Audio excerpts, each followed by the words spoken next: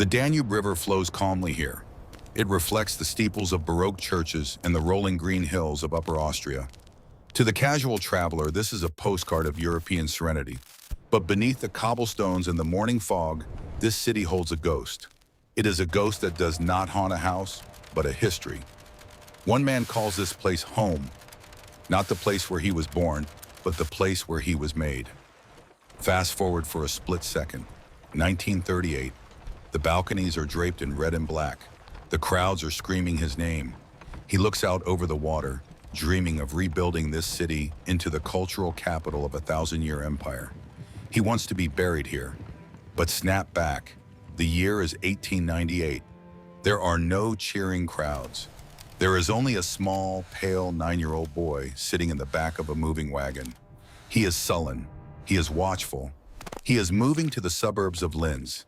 He does not know yet that his hatreds, his obsessions, and his madness will find their roots in this soil. This is where the artist fails. This is where the monster begins. November 1898. A heavy silence hangs over the village of Leonding. It is a small rural community just 3 miles south of Linz, separated from the city by the imposing Kernberg Hill. A wagon navigates the muddy roads, carrying the possessions of the Hitler family. They are not refugees. They are a respectable, middle-class household, yet the atmosphere is suffocating. Adolf Hitler sits at the front. He is 61 years old.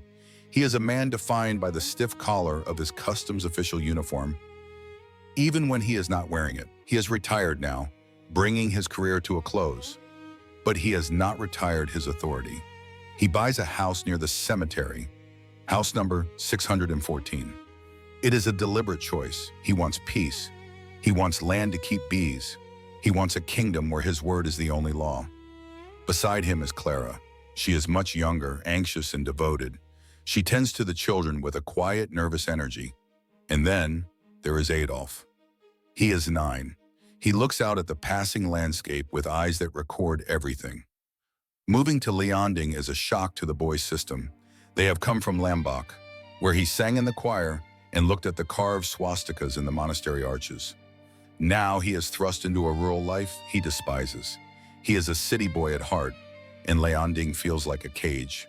The house itself stands in the shadow of the local church. From his bedroom window, the view is dominated by the graveyard wall. It is a grim, daily reminder of mortality that seeps into the subconscious of the young child. The dynamic inside the house shifts immediately upon arrival. Alois is no longer absent for long shifts at the border. He is home, permanently. The distance that once protected the boy from his father's temper evaporates. Now the father is a constant, looming physical presence. He demands absolute silence while he reads his newspaper. He whistles for his family like he whistles for a dog. Adolf retreats. He explores the geography of his new prison. He stands on the hills and looks toward the smoke and spires of Linz in the distance. To him, Linz represents civilization, art, and the opera. Everything his father is not. Leonding represents the soil, the bees, and the dull agrarian life his father tries to force upon him. This geographical divide creates a psychological split. The boy begins to romanticize the city he can see but cannot yet touch. He constructs a mental barrier between himself and his immediate reality. He is not a peasant boy of Leonding. In his mind, he is a misunderstood genius in exile.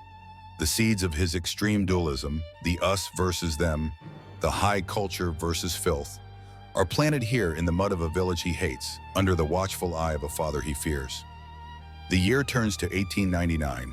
Inside the walls of house number 614, a domestic war is raging.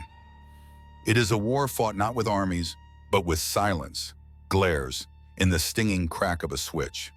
The home in Leonding becomes a crucible. The walls are thick, keeping the secrets of the family sealed tight against the prying eyes of the village. Adolf Hitler is the undisputed ruler of this domain. He spends his mornings with his bees, tending to the hives with a strange, meticulous gentleness that he rarely shows his children. To him, the hive is the perfect society, orderly, productive, and obedient to the queen. But inside the kitchen, there is chaos. The conflict centers on a single, irreconcilable difference. Alois looks at his son and sees a future civil servant. He sees a boy who should crave the stability of a uniform, a pension, and a title. He drags the boy to the customs office, showing him the paperwork and the stamps, trying to instill awe for the bureaucracy. Adolf looks at his father and sees everything he vows never to become. He sees a man trapped in a cage of his own making. The boy is 11 years old now, and he has discovered a weapon more powerful than obedience: refusal.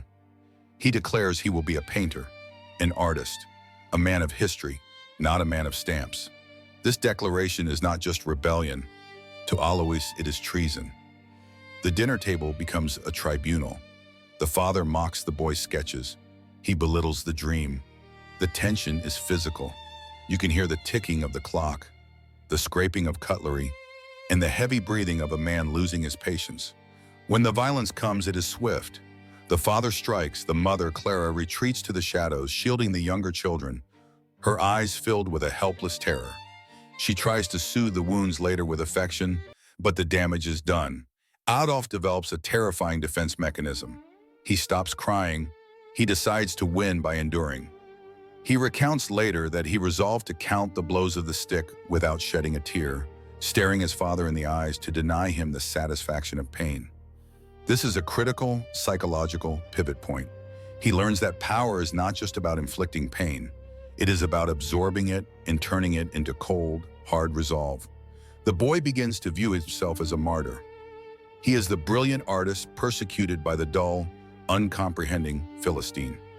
He does not see his father's abuse as discipline. He sees it as the jealousy of a small man trying to crush a great spirit. Every beating reinforces his narcissism. Every shout drives him deeper into his internal fantasy world, where he is the supreme architect. The Führer principle, the idea of a single, unchallengeable will, is ironically modeled for him by the very man he hates. He despises Alois, yet he is becoming him. The new century begins, 1900. The boy's life is now defined by a daily, grueling pilgrimage.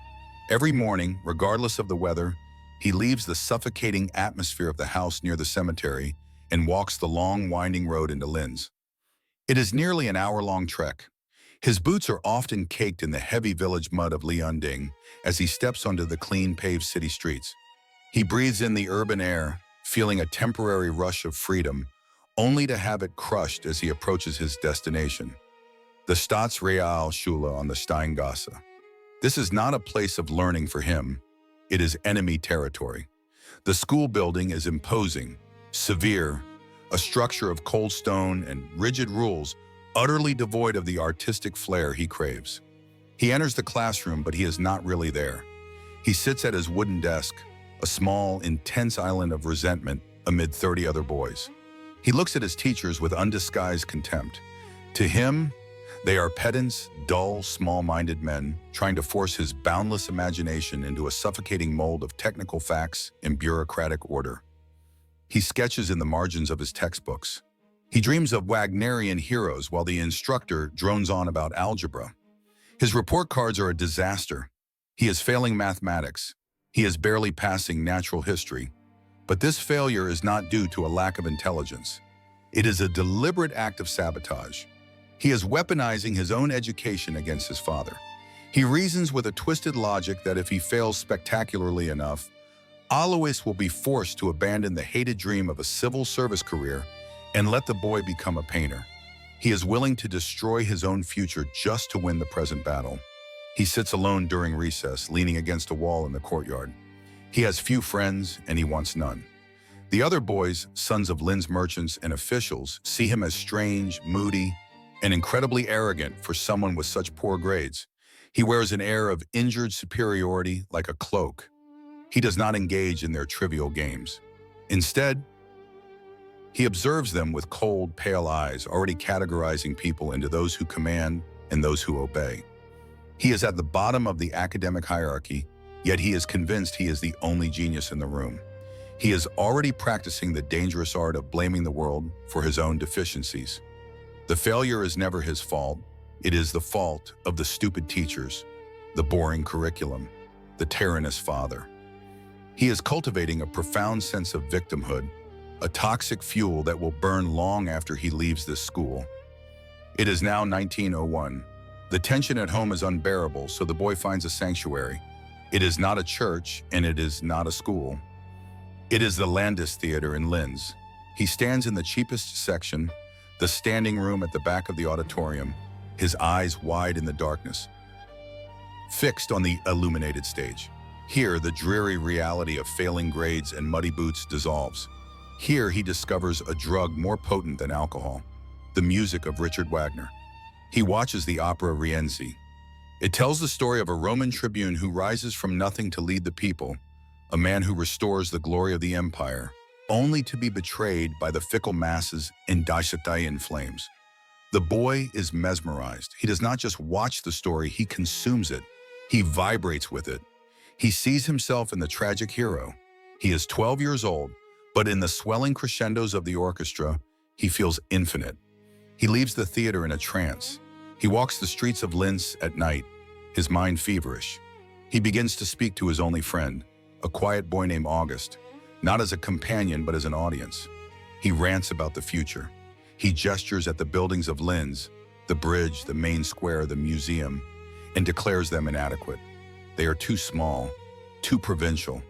In his mind, he tears the city down and rebuilds it. He drafts architectural plans for a grander bridge, a massive opera house, a city worthy of the heroes in his head. This is a critical delusion. He begins to believe that the world inside his mind is more real than the world outside. The objective reality, where he is a lazy student with no prospects, is dismissed as a temporary error. The subjective reality, where he is a master architect and a future savior, becomes his truth. The danger of this escapism is profound. Most children have fantasies, but they eventually wake up. He refuses to wake up. He uses the aesthetics of the opera, the grand gestures, the dramatic lighting, the pagan myths, to construct a shield against his own mediocrity. He learns here that if you cannot conquer the real world, you can create a theatrical one and force others to live in it. The seeds of the Nuremberg rallies, with their cathedral of light and staged worship, are sown here in the standing room of a provincial theater by a boy who is failing natural history but acing the study of manipulation. January 1903. The winter in Leonding is harsh. The snow piles up against the walls of the house number 614. Inside, the routine is shattered in an instant. Adolf Hitler goes to the Gasthaus Wiesinger for his morning glass of wine. He sits in his usual chair. He reaches for the glass. He collapses. A lung hemorrhage strikes him down before the ambulance can arrive. The tyrant is dead. The news travels back to the house. The boy is 13 years old. He stands over the coffin. He cries. The tears are real, but their source is complex. He is not just crying for the loss of a father. He is crying from the shock of sudden total vacuum. For his entire life, his identity has been defined by resistance. He was the wall that the wave crashed against. Now the ocean is gone. With Alois buried in the cemetery across the street, visible from the bedroom window, the power dynamic in the house inverts. Clara, the mother, is gentle, weak, and doting. She cannot control her tvom. She does not even dream it. She indulges him. The civil servant path is abandoned immediately. There is no one left to force him to study. Adolf stops pretending. He demands to leave the school in Linz. He feigns illness, a lung ailment that mirrors his father's death, to manipulate his mother into letting him stay home. He becomes the young master of the household. He sleeps late. He draws. He wanders the woods. He is free. But this freedom is a curse. Without the discipline of the school or the terror of his father, he begins to drift. He has no structure. He has no purpose. He sinks into a lifestyle of aggressive laziness. He becomes a phantom in his own life, walking the streets of Linz in a long black coat, carrying an ebony cane, playing the role of the misunderstood intellectual while living off his mother's pension. He is learning a fatal lesson, that he is special, that rules do not apply to him, and that he can exist outside the system without consequence. The crushing weight of his father's authority is replaced by a terrifying weightlessness. He is unmoored, and in this drifting state, his mind begins to rot, festering with grievances and wild theories that will eventually consume the world. The father is gone, but the monster he inadvertently created is now off the leash. The year is 1938. 35 years have passed since the tyrant died at the dinner table. The boy has returned, but he is no longer the sullen child in the muddy boots. He stands on the balcony of the city hall in Linz. Below him, the main square is a sea of people. They are not mocking him anymore. They are weeping with joy. They are screaming his name until their throats are raw. He looks out over the Danube. He does not see the river, he sees a mirror. He has fulfilled the dark promise he made to himself in the standing room of the opera house. He has conquered the reality that once rejected him. He has returned to turn Linz into the Führer city, a metropolis of art and culture that would outshine Vienna. He wants to wipe away the memory of the school, the poverty, and the failures. But history is not a stage play. The curtain does not fall on applause. It falls on silence. 7 years later, in 1945, the dream is ash. The bridges are blown. The opera house is dark. The boy who wanted to be an artist has painted the world in blood, and now the canvas is burning. The monster is gone. The man is dust. But the mechanism remains. The psychological incubator that Linz provided, the mixture of authoritarian pressure, social isolation, and grandiose escapism, exists in every city, in every era. We tell this story not to remember the man, but to recognize the pattern, to see the lonely boy in the back of the room before he becomes the tyrant on the balcony. Subscribe, watch closely, and never forget.